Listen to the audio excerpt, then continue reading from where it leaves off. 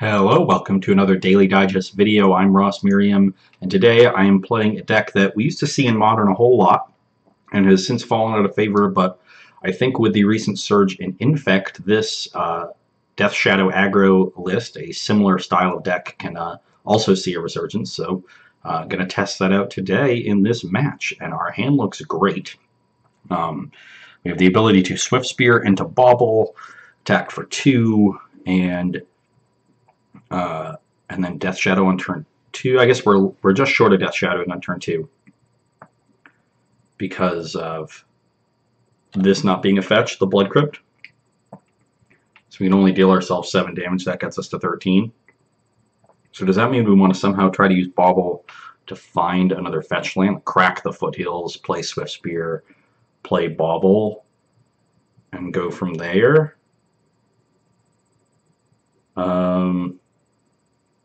Yeah, I kind of think that's true. I'm also thinking about just bobbling first because I have the Street Wraith and then Swift Spearing and just declining the point in order to get a Scry. I think that's more valuable. Either way, this is a keep. Yeah, I think this early, the Scry is probably more valuable than the point of damage, especially because we have a Death Shadow. So I'm going to bauble first. And I'm going to bauble myself. And we see a Become Immense. Do I want a Become Immense? I probably do. Like I'm putting a fetch in the graveyard, I'm putting a Street Wraith in the graveyard, that's 3. The Bolt will get there easily, that's 4, and I have 2 lands, so it's castable. So yeah, let's cycle this Wraith. I probably should, yeah, I still want to crack this fetch to potentially play Shadow next turn. No white cards in the main, so I'll just get red-green. I also need green for Become Immense. And we'll play our awkward post-spell Swift Spear and attack for 1.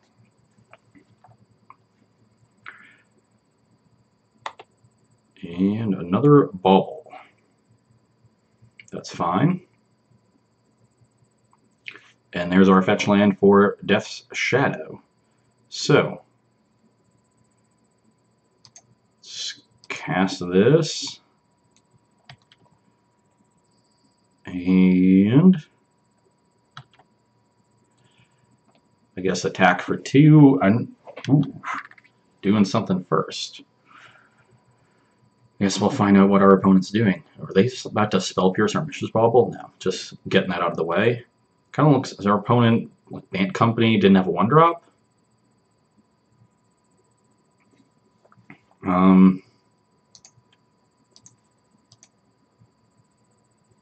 Yeah, Step Links I definitely don't want to draw. I was going to be in a bit of an awkward situation if I saw something I really wanted, like a Battle Rage, but here we'll just get the Death Shadow down, get a Plains in case I draw Nacatl, and attack for 2. So we'll be able to make our Shadow a 3/3 next turn, or maybe a 4/4.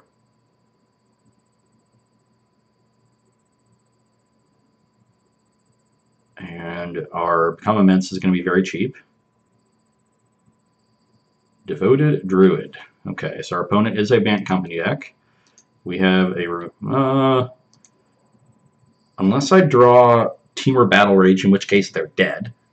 I can cast Bolt with whatever I draw and just get an extra point from the Swift Spear, so let's not Bolt now. Let's see what I draw. Mutagenic Growth.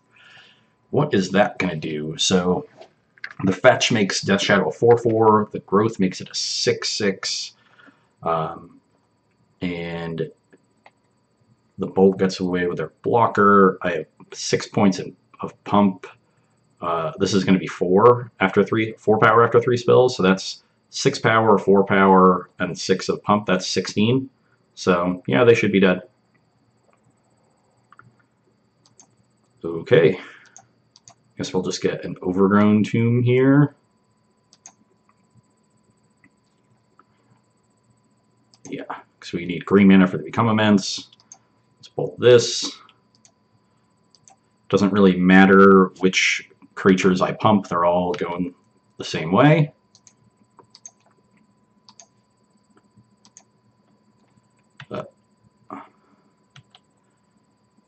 Bam. I guess they saw the writing on the wall. If I'm slamming pump spells, they definitely know something else is coming, like another mutagenic growth, and they would have been dead too. Because mutagenic growths are worth 5 damage with this board. Like 2 from itself, 2 for making my life total less and pumping shadow, and then 1 for prowess. So, you know, 0 mana, 5 damage. Pretty good. Opponent played a devoted druid and then died. Nice deck.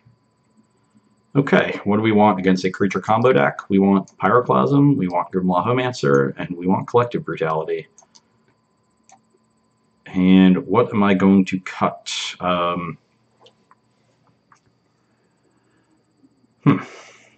So our opponent's Bant. That means they have a bunch of blockers.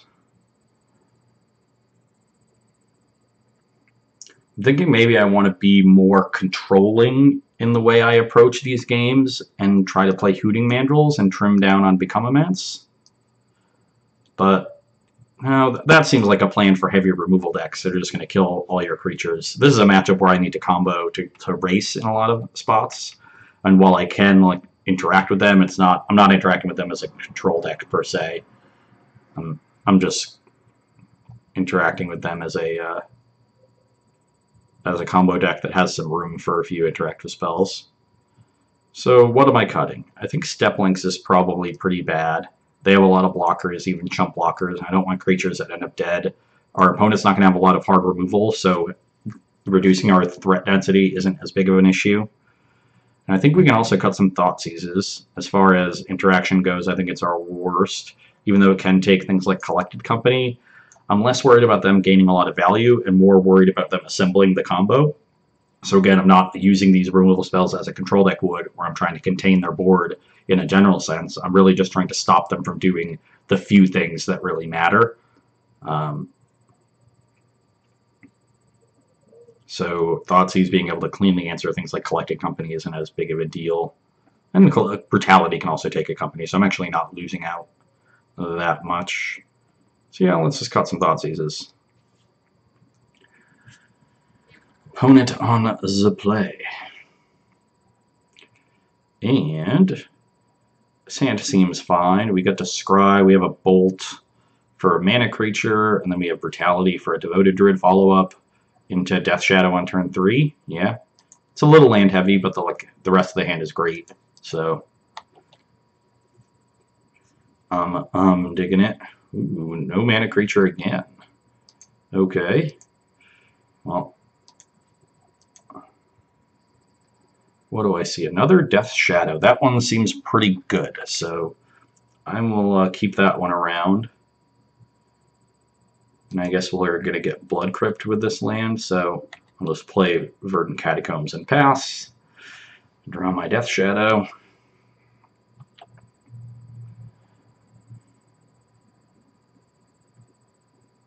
If they play a Devoted Druid here, I'm definitely going to Brutality it. I have an extra land I want to throw away. And I'll be able to look at their hand and take a company or a chord.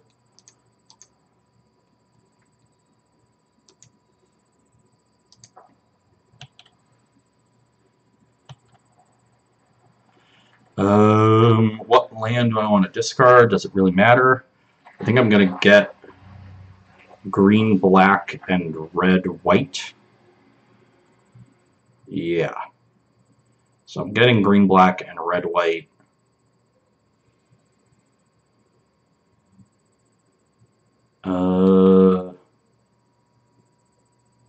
Let's leave the most options open. And green, black, and red, white. So yeah, I'll just discard the Verdant and play the Heath right now. Yeah, that makes sense.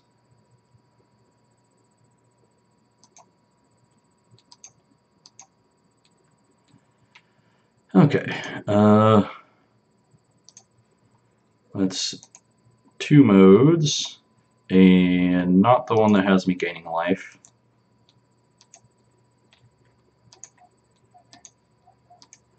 And discard this crappy land. Oh, so our opponent does not have any spells in their hand. Their hand's pretty weak, although this Eidolon of Rhetoric is annoying. I don't have a lot of hard answers to it. They're probably casting it next turn, though they might cast Noble plus Duskwatch. I'm really hoping they do that. They just drew Botanical Sanctum. Oh, and they are, because they want to get the extra mana in play. And that makes some sense, but it really helps me out.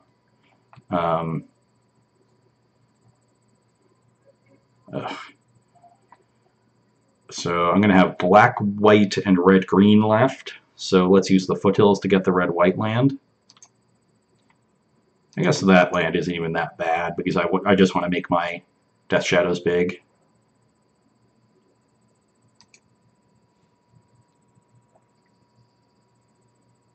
Not sure why they have Reclamation Sage in their deck.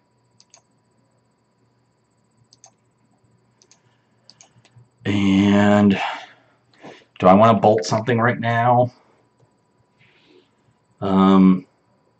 Like they're probably attacking. I don't know. Are they attacking with Duskwatch? Maybe not. We know their hand exactly. Their play most likely next turn is Eidolon, go, pop, Canopy. So I guess I can just wait. Maybe there's a world in which I want to bolt myself. Or bolt them. Start forcing some jump blocks. Probably not at that stage yet. And if they spend their turn activating Duskwatch, I'm very happy. Even if they find a Devoted Druid, I have the bolt for it. And that was a little premature.